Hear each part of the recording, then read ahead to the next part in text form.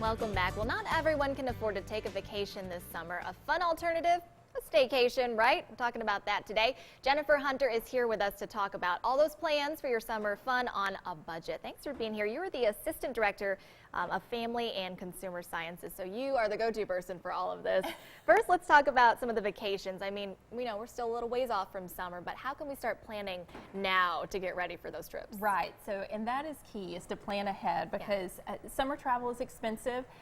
Summer in general can be expensive, and so as a family, we want to put a plan in place today. That we want to start thinking about what's our vacation goal? Where is it that we want to go? Is it a beach trip? Is it someplace closer to home? Right. What are our estimated expenses? And then how can we work that into our budget? What we want to avoid is not having a financial plan in place and then putting our summer vacation on our credit card that we're going to pay off for several months into the future. Right. So as we think about our goal today, we figure out how we can carve those extra dollars out of our month now, and we put that towards a vacation savings account so that we have those dollars ready to go when the time comes. I like that. Long-term planning here. It also makes the trip so much more fun when it's paid for. When you don't have to worry about all the expenses, right?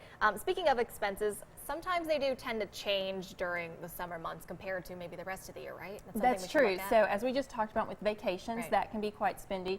But then also, most folks tend to know their general monthly expenses during the school year, especially those with kiddos, because they're fairly stagnant. That we know what aftercare is going to cost us. We know what our extracurricular activities are going to cost us. That our lives are fairly the same from day to day, week to week, month to month. But in the summer, life kind of changes. The kids are out of school and we have summer camps, that families are more active. They like to get out and do more when it's warm and the sun's shining, and all those things tend to cost money.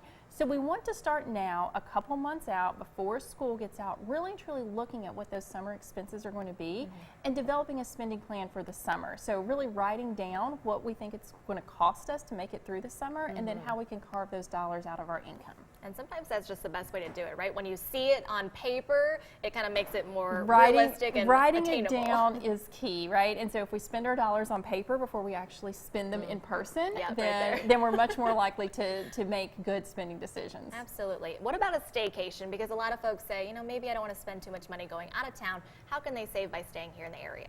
Right, so staycations are fun, and I find this to be true for us as a family, and I think most folks that we tend not to get out and explore our local area.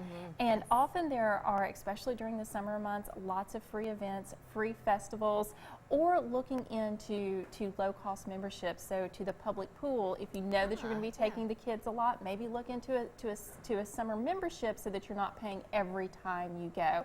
But just really, again, identifying a plan ahead of time and figuring out what it's going to cost you, looking for those free activities. And I also think one of the great things about staycations is it encourages our family to learn more about our local community or our state in general, and so much that it has to offer.